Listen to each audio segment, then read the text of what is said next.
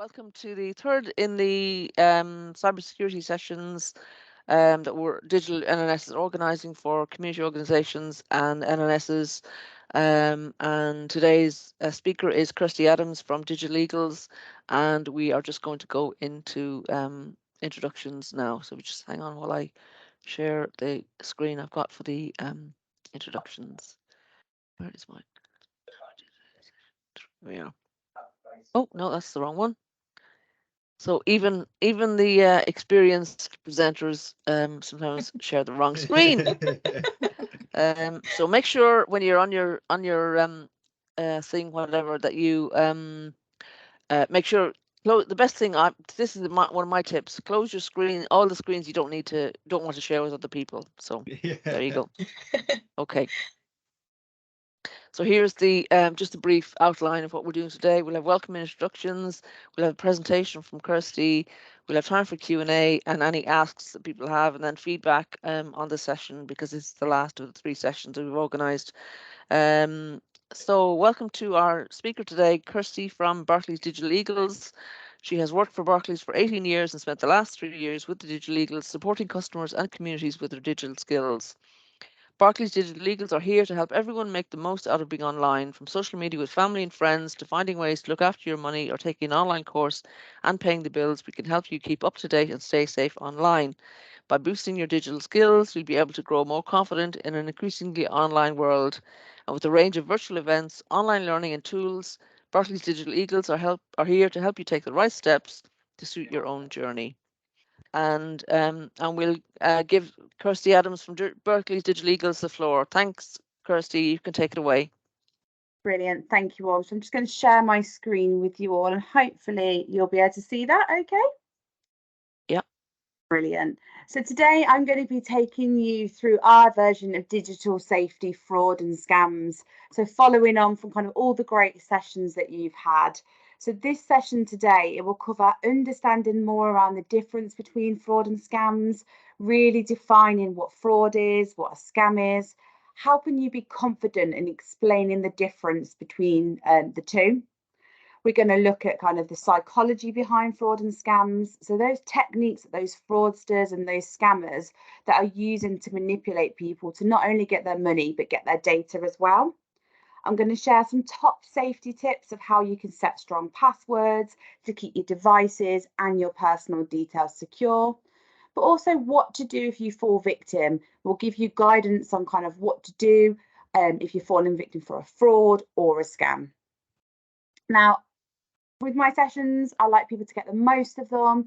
So if you do have any questions, there is time for questions at the end. There is some interaction that I'll ask you to get involved with as well. So please use those voices. You're in fine voice already today to really get you involved in the session. So you're not just listening to me for the next hour or so.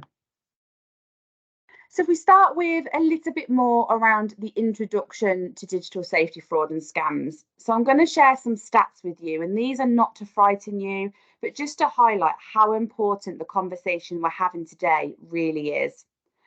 So according to the latest report from UK Finance, in 2022, criminals stole a total of £1.2 billion through authorised and unauthorised fraud and scams. Now, this is a decrease of just under 8% compared to the same period for 2021. But this shows the potential impact the industry has made through its hard work already, supported by events like this and all the work that you're all doing already. But it is clear there is some way to go, and fraud still accounts for over 40% of crime in England and Wales.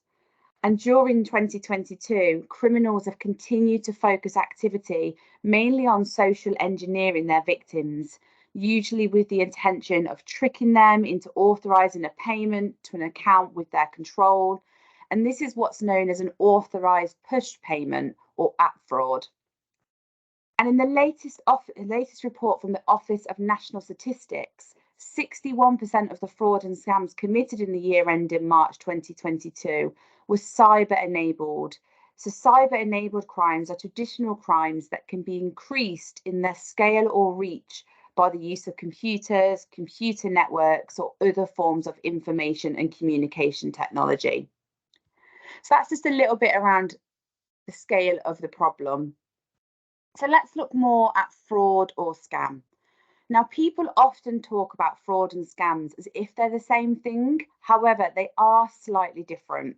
So what I'd love you to do, we are a small group, but we are in a safe environment, is just having a look around what we think the definition is of a fraud. Does anyone want to share what they think that could be?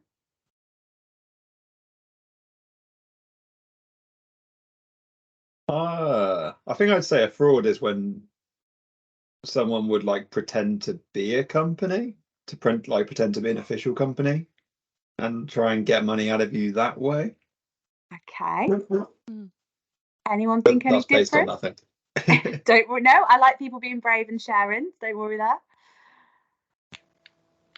I'm going to go out on a limb here and say, is it when they've actually committed a crime? I have no idea.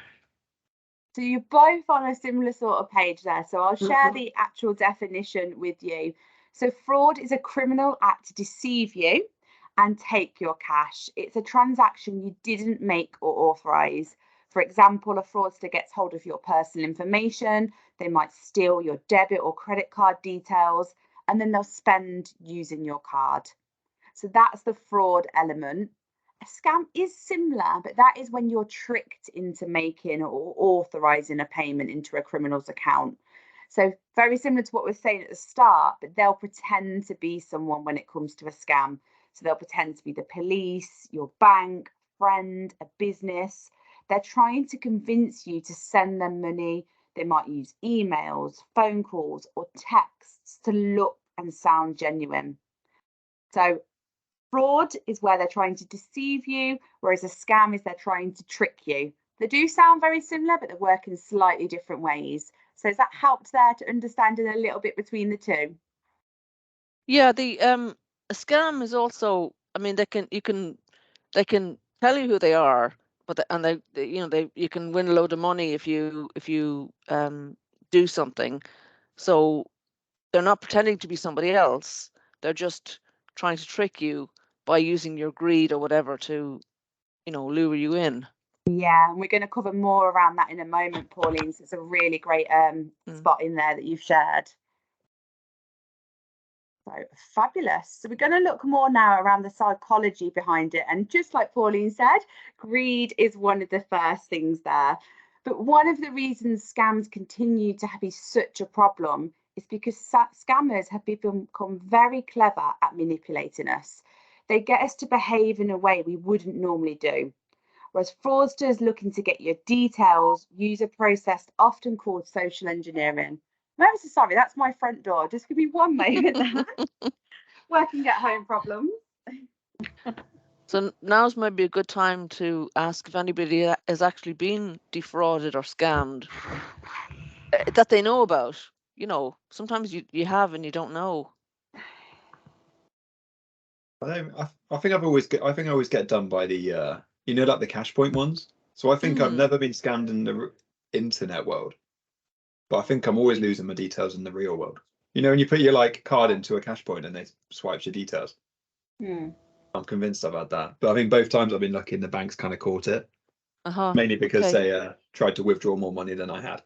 So, yeah. Yeah. Somebody bought something on my Amazon account, if that counts. Amazon actually notified me and told me that it was an unusual transaction. And then when I went to go claim for a refund, they were like, oh, well, it must have been you because it went to your address. I was like, well, it definitely wasn't me. I don't even own a bike, let alone the bike parts. And you also notified me of it. So, yeah, if that counts, then yeah. Yeah, it does. Absolutely. Yeah. Yeah. I know that I fell for something where I saw my friend's name in an email and I just my head went, that's fine. I trust her. And it wasn't, I didn't even check the email address where it came from. So I was, fooled.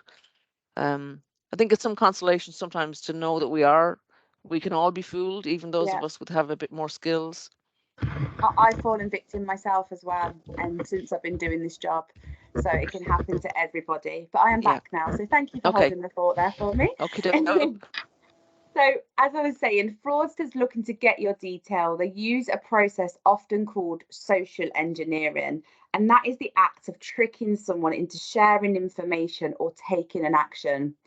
And the idea behind social engineering is to take advantage of a potential victim's natural tendencies and emotional reactions. And there are now multiple platforms and channels they can use to scam people. We've got social media, we've got dating apps, online marketplaces, and they have sophisticated ways of making their victims more willing to comply with their requests to send them money. But the way they look at this, when they try and engineer victim behaviours, some of the ways they do this with some of the words we're going to share now. So the first one being greed. Scammers prey on people looking for the best deal possible and exploit the fact that they want to grow their assets by encouraging them to take opportunities that are maybe too good to be true. So if you think about investment scams coming to this place, so through research, with 3 in 10, so 32% admitting they'd be willing to go with an investment or a savings provider they've never heard of if they thought the returns would be higher than their existing provider. And investing is generally a very measured activity, and people who are looking to invest their money will often do a lot of research before making their decision, or at least ask for a second opinion. However, with these types of scams, scammers often flatter their victims and give them inflated confidence about their knowledge in this area, which misleads victims into not doing the necessary checks or taking the right precautions they normally would. And the fact they're getting this too good to be true deal also makes the victims less inclined to properly question their own decisions, as they're only tend to be thinking around that potential return. So we've had greed, we then have urgency. Now, this is something that most people recognise when they've fallen victim, or they might spot a scam, is they see that urgency, because scammers are ultimately trying to force you to make a poor decision, and this can be achieved by creating a sense of urgency. And I'm going to show you some examples of this very soon. That gives victims little or no time to stop and think.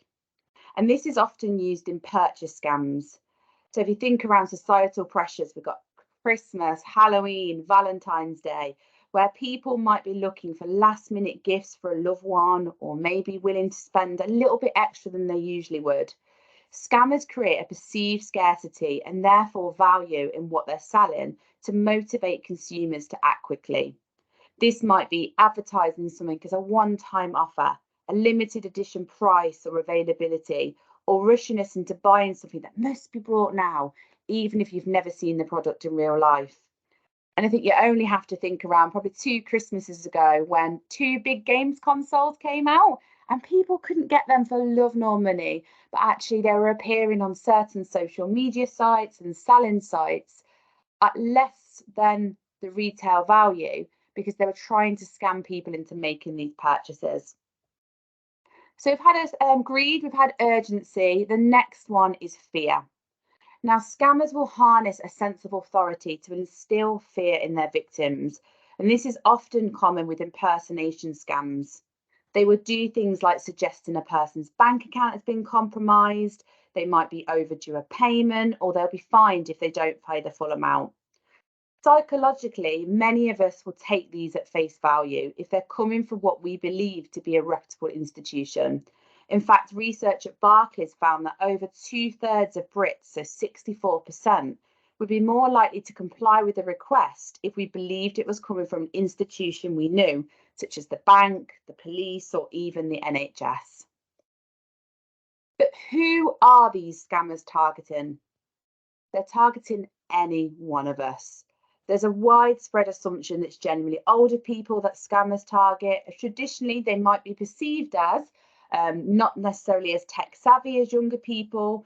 However, increasingly, young people are getting targeted. Scammers don't discriminate when it comes to who they target. They'll go for anyone, anywhere. And with younger people spending more time online and on social media, scammers being able to target a new audience who have their guard down while scrolling. And when trying to commit a scam, criminals are hoping to prey on human vulnerabilities. By nature, people can't help being helpful and often react to a situation before thinking about it. Now, there's a really good way to demonstrate this, and you can try this with your family and friends later today. But this is to hand someone a small object, such as a cup, and ask them to hold it. Keep your hand reached out, offering the item to them. there's a good chance they'll accept that item without thinking about it. This is the type of unconscious thought a scammer is trying to exploit. And if the person stops to think about the request, they might wonder why you're trying to help them look up or pass that over to them. And this is the conscious thought which could help you stay safe from scams. So definitely try that one with other people. So we've mentioned the psychology behind it, but what might these targets look like? And there are a few different tactics that the fraudsters might use to try and trick you into parting with your money or personal details. So there's 3 words. They're called phishing, vishing, and smishing. I promise they are real words and they do very different things. So phishing is probably the most well-known type of fraud, and that is emails. So this is when someone tries to get hold of your personal information by sending out emails, usually containing a link to a bogus website. And any information you submit by these websites can be used by fraudsters. So we've got phishing, which is email. What do we think vishing, so V, is? Any guesses? Video. Video, good guess. Going for the V there, I like that. Yeah, that's what I guessed. Yes, there, okay. Very close, it's telephone, V for voice. V for Okay. voice, there you go. That's why it's got there. So sometimes fraudsters will attempt to get your information by contacting you via telephone. That is phishing, and V to extract that voice. So they're using this so you might get phone calls saying they're from the police, from your bank. My phone, I have an Android phone, and actually recognises scam calls 90% of the time. It will actually say suspected scam or spam, which is brilliant, really helpful, because I'm like, ignore that. I don't need to answer, which is really good. So we've had email, we've had phone. What do we think smishing is? Social media? Social media, good guess. Well, social media is a good one. I was going to go, based on your logic on the next one, on the last one, I was going to go for face-to-face, for smile. Oh, So I like social that. media sounds more, makes more sense. I like that. We're nearly there. It's SMS for text messages. Oh, texting. Okay. There we go. So smishing is texting. So Okay. they might contact you by SMS, text message, known as smishing. You might be sent a text with a bogus link or be asked to reply with personal information or a fraudulent number. The fraudster uses the details you've given to gain access to your account, maybe make unauthorized payments without you knowing. How many of us have had one of those text messages in the last month? Yeah, I think so. Yeah. I always get those from, companies posing as delivery companies telling me to click to retrieve a package. I get those a lot. Yeah. That is one of the most common, and that is when they play on seasons, and not seasons like the weather, but things that are happening. And that one came from the pandemic, because more people are at home than ever. People that might not have done delivery services before had no choice, not in certain circumstances, to do that. So they were playing on that vulnerability there and thinking, oh, have I ordered that? Have I not? Yeah. Another one that went around was the COVID vaccine. So saying you could beat the queue to get your vaccine. And there's many more, and I'm going to share some examples later on in the session, but there's many more that they do. But if you think around that greed, urgency, and that fear, and even a bit of curiosity, you'll start to spot the signs that they have there. But one thing they've got really good at is doing a combination approach. And the smart criminal might use all 3 of these to try and convince you to part with your information or money. So they'll use an email or a text about suspicious activity, followed by a call pretending to be your bank. And it might just be enough for you to let your guard down. So you might receive and think, oh, that's definitely a suspicious text message. And then your bank calls you and says, Mrs. Adams, we've noticed here that someone's tried to get into your account. We've spotted this, we've stopped it, don't worry. We just need to put some protection in place.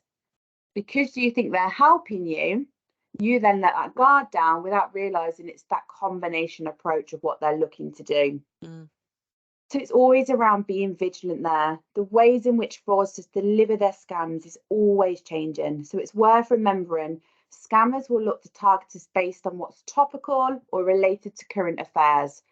So we mentioned COVID, but the cost of living is something we're seeing a rise in different scams. It could be around reducing money on your energy bills or even securing a new rate on your mortgage. So you've really got to take that time there to stop and think.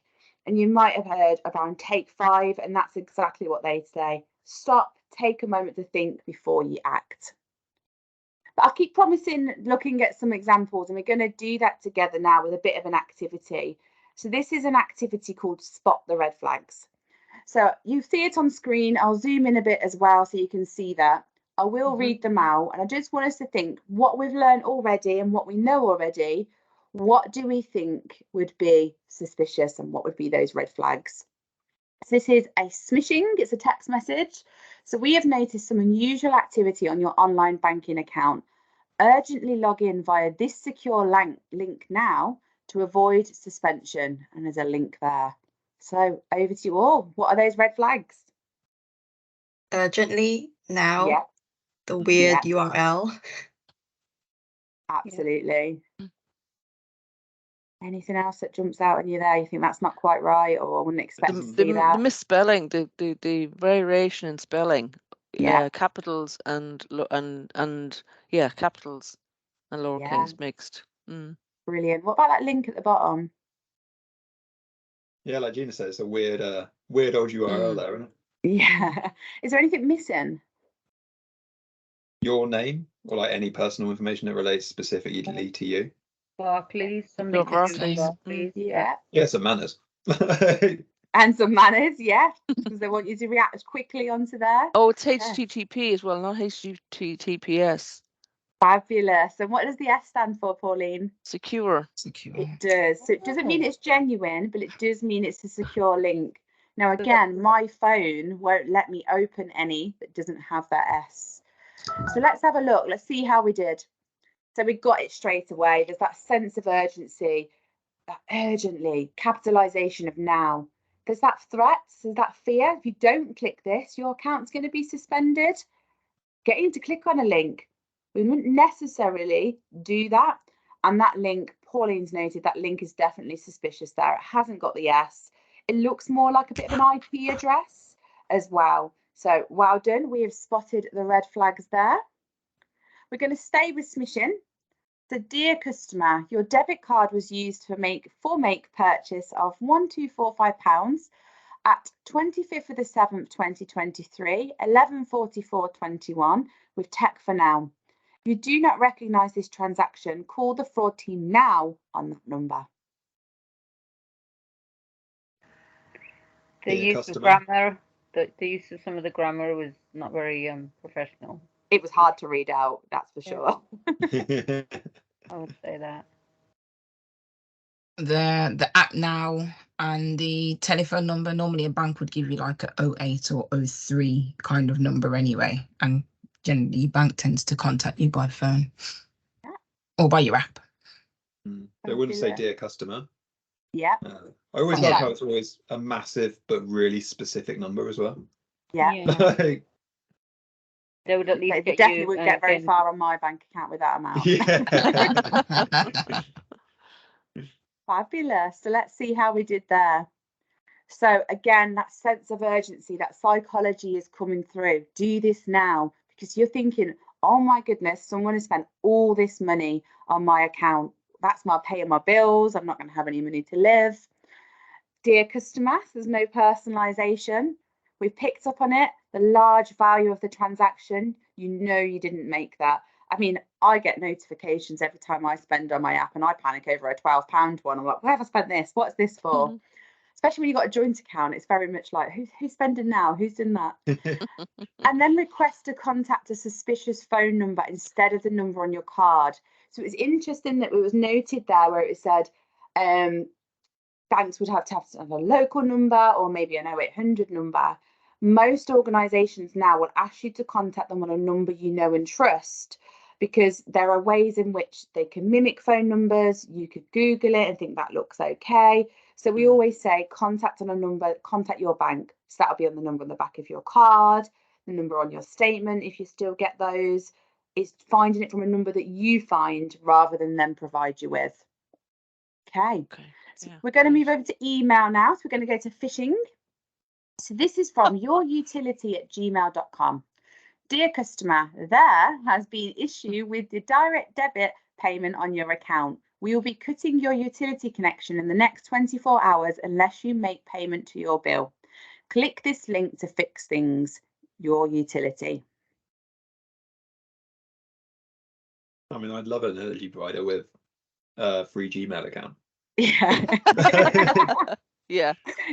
Great spot. The S is missing again on the link. Absolutely. There. Yeah. Misspelled. Wrong Yeah. there. An Mhm. urgency. We'll be cutting in your utility in the next 24 hours. I don't think so. No. And the Is dear that customer clear? again. Yeah, absolutely. We're pros at this now. So that suspicious email address, absolutely right. Would they use a Gmail account?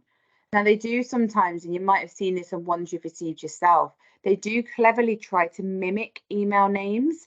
So they might say Barclays with an extra A or an extra S on there. So having a little look out. It may also say Barclays local. And again, they're just trying to trick it to perceive it. So always take that time to look at that email address. The spelling and grammar, yeah, it was painful once again to read out there. It's not personalised. So you'd think if they were cutting off your connection, they'd say, Dear Kirsty, or Dear Miss Adams, or anything they want to do on there. We picked it, sense of urgency, there's that threat, asking to click a suspicious link. And beware that they can mimic logos. There's snipping tools now, copy and paste. There's some basic things where they could put a logo, and sometimes they do look very good. Software has moved on now where it's not that grainy, not high quality image. They are able to mimic in certain ways to look really good. So just so because you see a logo doesn't mean it's genuine. So amazing work there, everybody. I hope you like the idea of the red flags. It's just another way to bring that to life to show you those examples. Before I move on to looking more at scams, do we have any questions at all? No? Fabulous. Nope. So we're going to move on now looking at fraud and scams. We're going to start with fraud. Now, I am going to actually just refer to this platform and share these links with you at the end because I am conscious there's some people that can't stay for the full session. But fraudsters are constantly thinking of new ways to target their victims. So I'm going to share with you a resource that we keep regularly up to date here at Barclays that shares more insight into those frauds. So this is freely available, and I will share this with you on the Barclays website. We've got a whole section on fraud and scams. So this breaks it down into kind of why you need to stay alert, what to do if you think you might have been targeted. But then it breaks it down into the different types of fraud there is. So you might want to know more about card fraud, identity fraud, cash machine fraud, more around phishing, vishing and smishing. Now we know what they are. So there's lots more that you can do, as well as some top tips here. So I'm just going to share this as a resource today because I am conscious of time, but it's a real great one that you can use for yourself or when supporting other people to know more around how these work. So that is fraud. And scammers do everything they can do to appear legitimate. So learning about different types of scams can help to protect yourself. So if you get that phone call or an official looking letter, because they do stick to post as well, could be email, text message, even knock at the door. So we also have the same thing in the same area, but all around scams. So I was going to wait. I told you my Wi-Fi is bad, didn't I? So exactly the same, understanding more about it, why we need to stay alert. But then it breaks it down into the different types of scams. So I covered some of these already when I was going through the examples, but you can find out more about these, how they do it, what to look out for. One we're seeing rising is romance scams, especially as people now are tending to turn into apps and online dating. It's a great way to meet people, especially post-pandemic, but we are seeing people become victims of those romance scams. So you can explore here to find out more around those. But we have another page that you can get to it from there. And again, I will share all these with you around the latest scams. So when we work with some amazing organisations such as Take 5, we have a team that all come together, and when we're seeing a rise in certain scams, we will share about that on here. So these have had a recent update. So I've mentioned it a moment ago, but we're seeing lots of things around the cost of living. Safe account scam is nothing new, but it's something that continues to rise. And this is where you might get a call from a scammer posing as your bank, the police, another trustworthy organisation. They'll tell you your money's at risk. They'll tell you you can't trust the bank and you need to move your money to a safe account.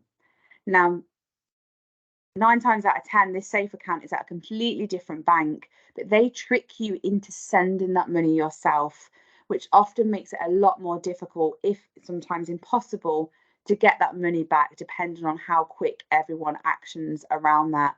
So it's definitely one to explore more of. But we're seeing things around fake jobs, call forwarding scams. This is a new one to me. When I was looking at this morning, I hadn't seen this one. Fake jobs, this is the perfect time because students are going back to university or starting university. Not only fake jobs, we see fake rental as well. So it's definitely one to look out for.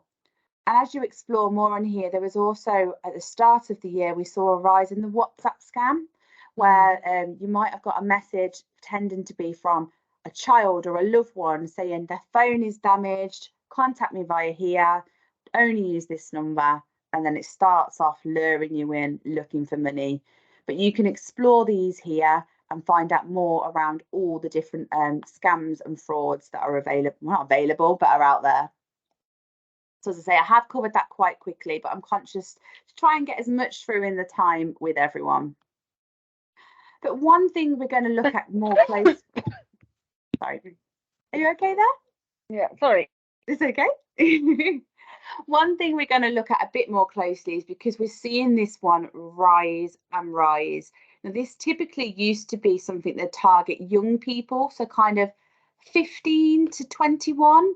But with the cost of living, they've seen this rise into further age brackets. And this has become, I hate to say the word popular, but it has become a popular fraud, and that is money mules. Now, money muling is a type of money laundering. And money laundering means disguising where money really came from. So, for example, by moving money through different bank accounts, criminals recruit people, so money mules, to help them do this. So just want you to think around your own social media. Not everyone might have seen these, but when it comes to money mules, have a think if you've ever been asked to help transfer money by an online friend or a love interest. So you've not met them in person, you only know them online. Someone offering a way to make easy money, someone claiming to need help as they can't use their own bank account. If your answer is yes to any of these, whether you responded or not, you may have been talking to a mule herder. They were trying to recruit you as a money mule. And if you did what was asked from them, you would have committed a crime. But what is a money mule? So a money mule is someone who lets criminals use their bank account to move money. Often the money mule doesn't know what's really happening, and they've been manipulated into believing a cover story or lured by an offer of a payment. So I'm going to share now, these are real screenshots, which is why the quality isn't that great, but I will talk you through them. Mule herders, these are criminals running the fraud, lie to get what they want. They might say it's a quick and easy way to make money, or they urgently need to receive a payment or send money to someone, but can't use their own account. They might offer, as I mentioned, cash or gifts as reward.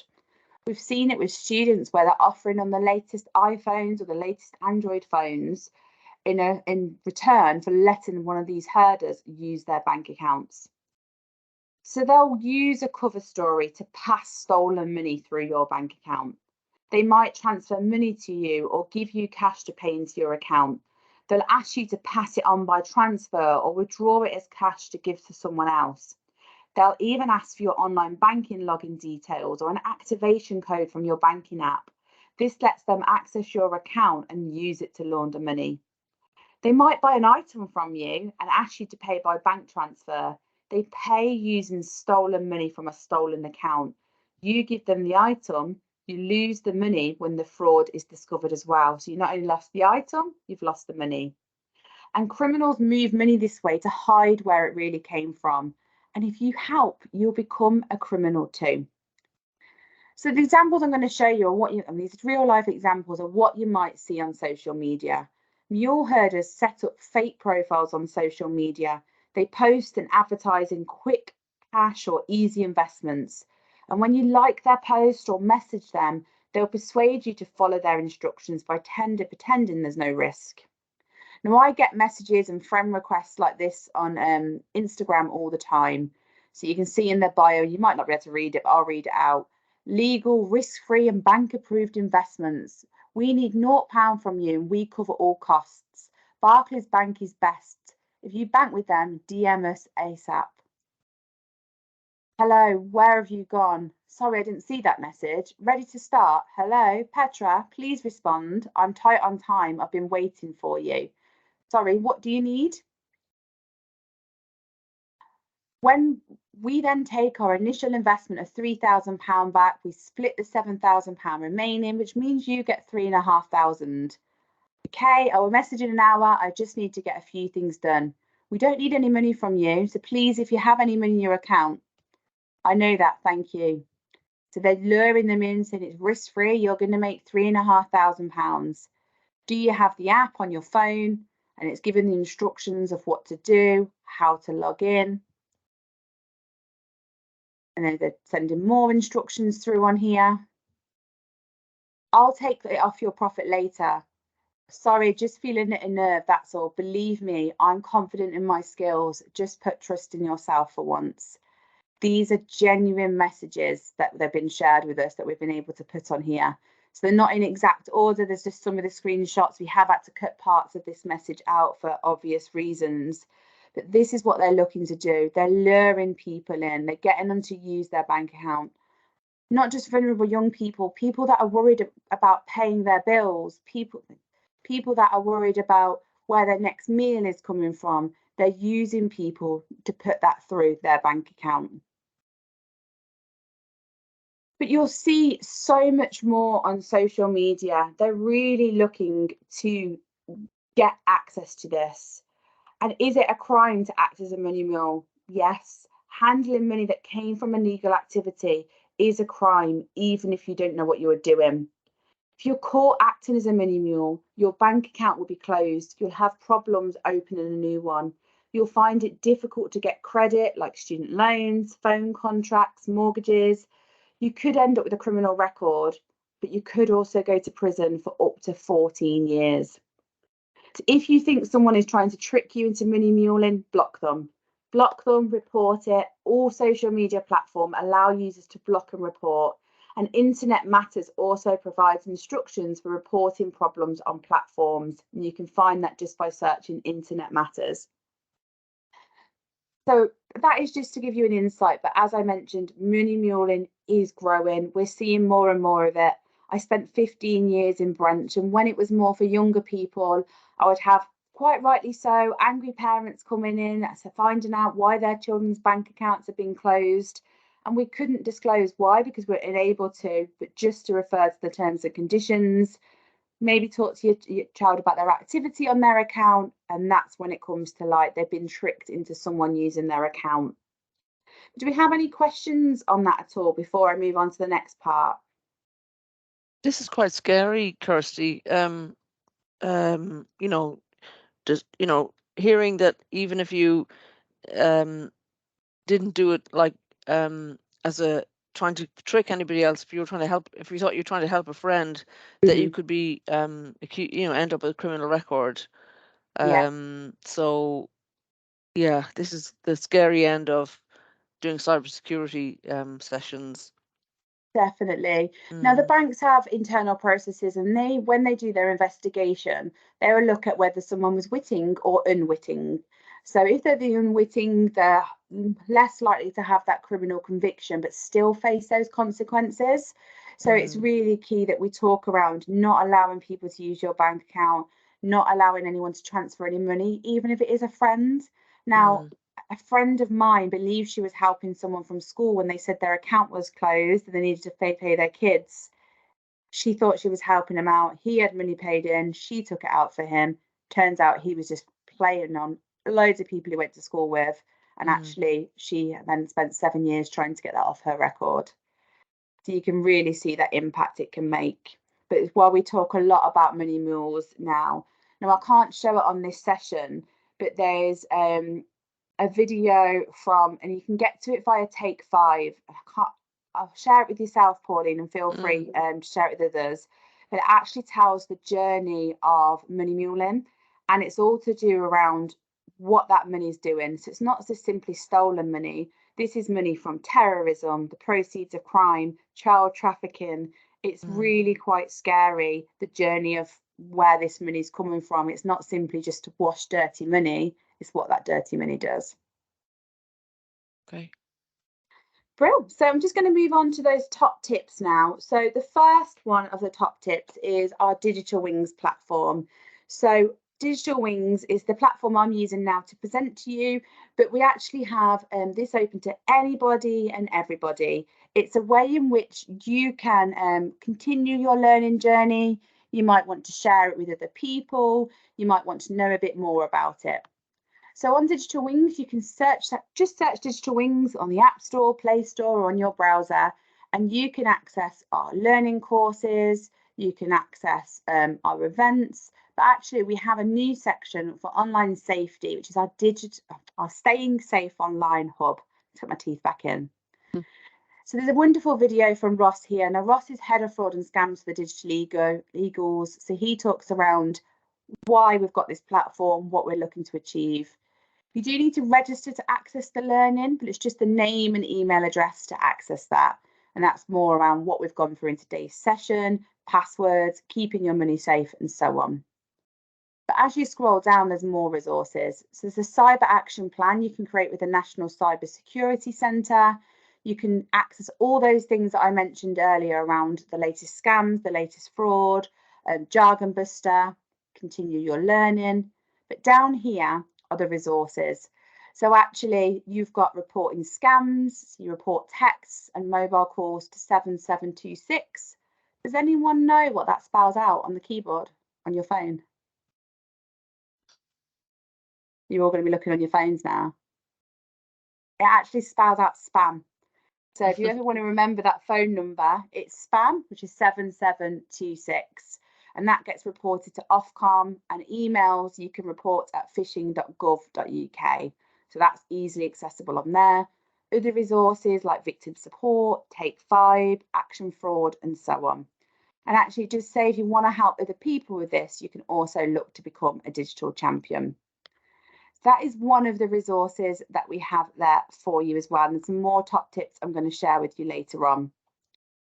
So I'm just going to move on now really briefly, because I am conscious of time, and looking at that first line of defense, and that is passwords. Passwords are there to help keep our accounts safe.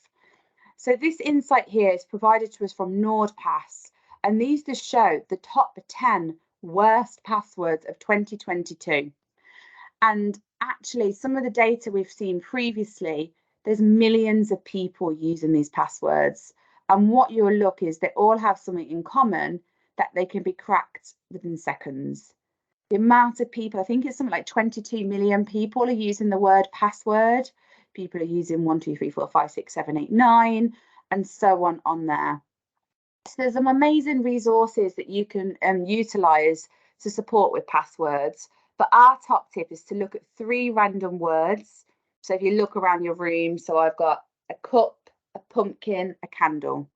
Then maybe adding in some uppercase, some lowercase, some extra features in there, just to break that down even further.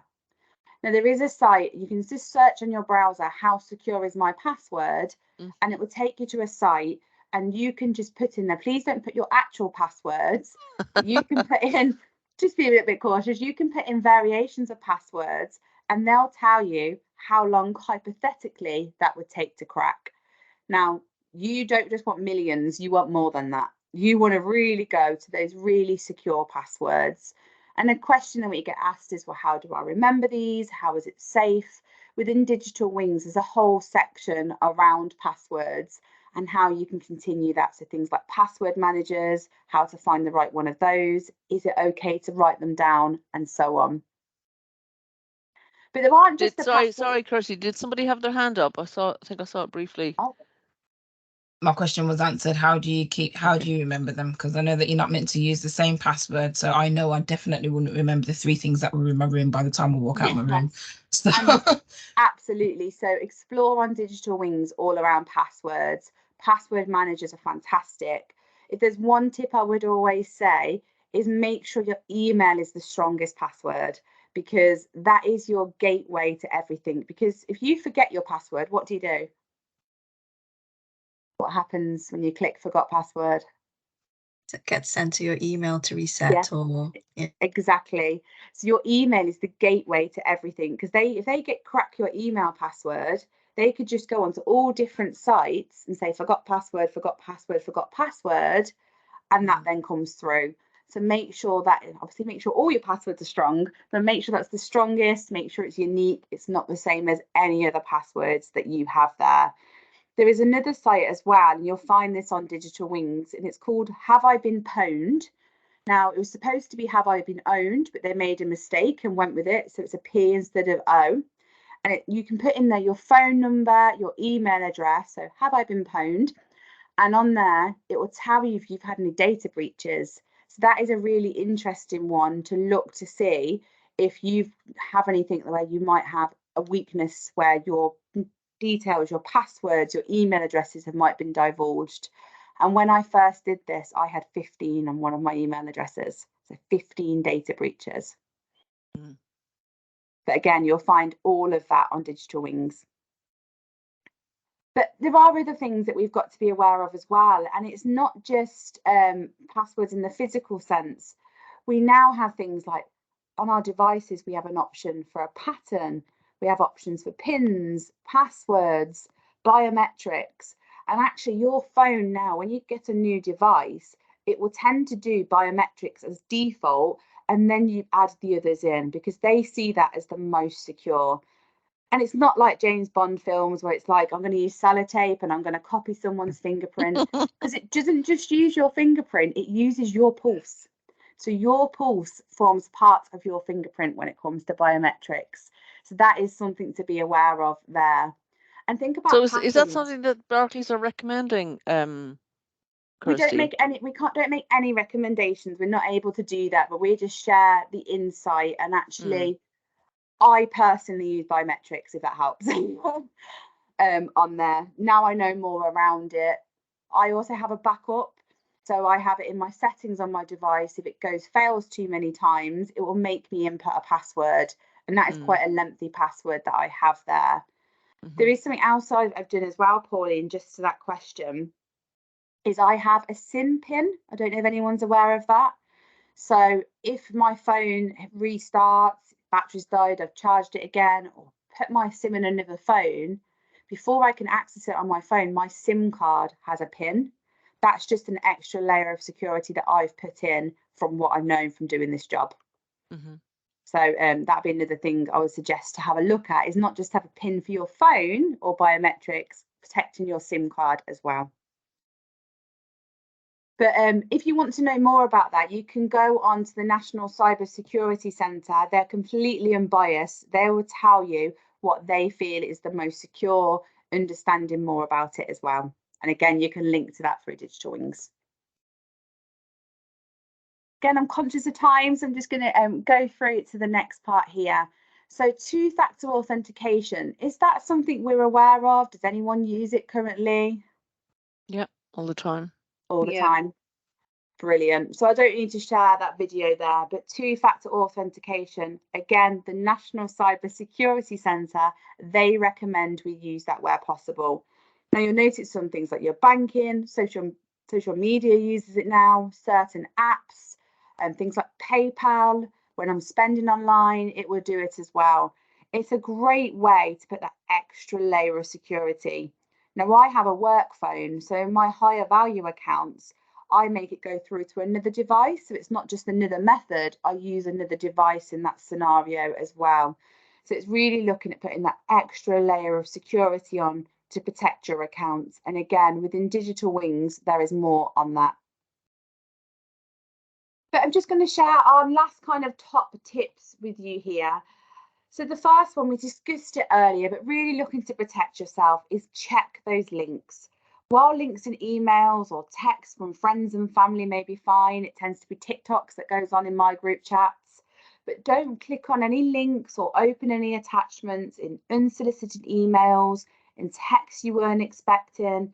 Be especially careful of texts and emails containing those links and attachments, and always double check.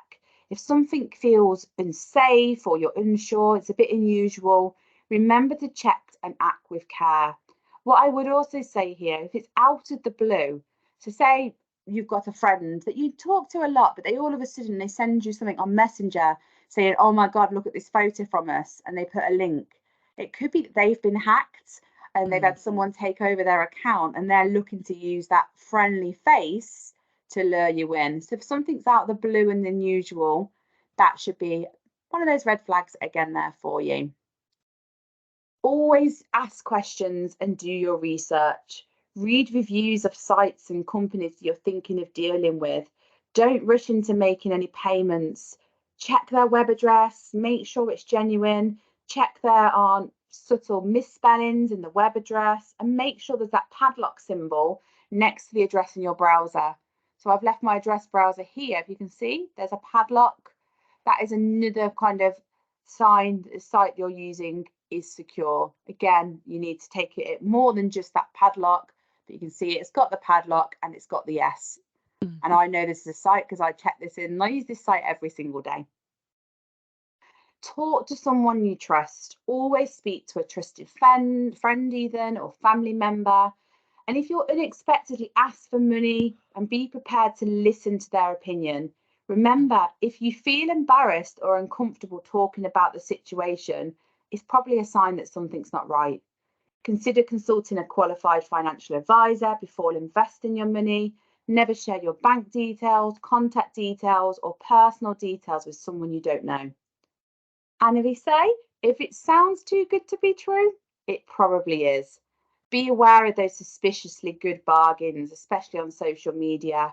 Research all job offers, look into the company behind the offer, especially if the job's overseas.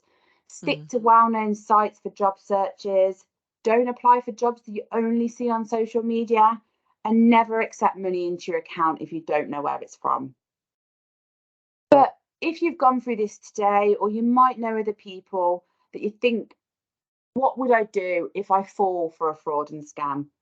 We'd always say, never feel embarrassed to admit you've been scammed. You should also speak out. If you've been a victim of fraud that's affected your bank account or card, contact your bank immediately. They won't judge, they're there to support you. Once you've done that, it's also recommended you report your fraud to your local police and get a crime reference number. You should also contact your local police station if your debit card, credit card, or checkbook has been stolen. But if you've been a victim of a fraud or cybercrime, but something other than your bank card or account was affected, you should also contact your bank to let them know and get in touch with Action Fraud. Now, Action Fraud has a fantastic website. They do tend to deal with it through the website. But I'm going to give you the phone number because it can be a bit of a minefield to find. So if you've got a pen and paper or you've got notes on your Teams, the phone number for Action Fraud is 0300. So that's 0300 123 2040. So 0300 123 2040. And if you need further support, you can speak to Victim Support. They're an independent charity that helps people who have been victims of crime. They're specially trained to support. I've just got to get my door to let the Sky Man in, then I'll be straight back to you. Yeah, because I was just going to ask Kirsty about if a charity is defrauded, should they inform the Charity Commission? I'm fairly confident I know the answer, but I think it'd be good for others to hear that. I'm back to you all. He's going to wait for a few minutes for me, bless him. He's dead on time with his timings. Kirsty, I was just asking, if you're in an organisation, a charity, and you're defrauded, should you inform the Charity Commission, the regulator? Yes. As I say, I think my mum works for Citizens Advice, for example. They should always make anyone aware of what's going on there. So if you are in that space, I don't think it does any harm to report. I think they'd rather know and potentially give Yeah. you support as well. Thank you. But as I say, because we did start a little bit late, I did have to rush a few of those sections, so I do apologise about that. But everything I've gone through and more is on Digital Wings. You can access the Staying Safe online hub, which I mentioned to you earlier. That is here. I will send everything to Pauline in one go, so you've got that get that insight there for you. You can also follow us on social media. We're on Instagram, Facebook, LinkedIn, and Twitter, or X as it's widely known now. And you can find out more about what we're doing and what we're up to.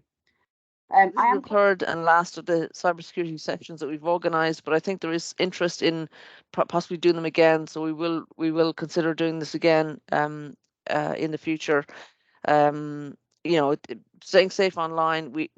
Our work is to try and maximise digital inclusion opportunities, but we have to ensure people stay safe. So this is part of trying to make sure that happens. So thanks all for coming. And we look forward to keeping in touch and let you know when we're doing our next training sessions.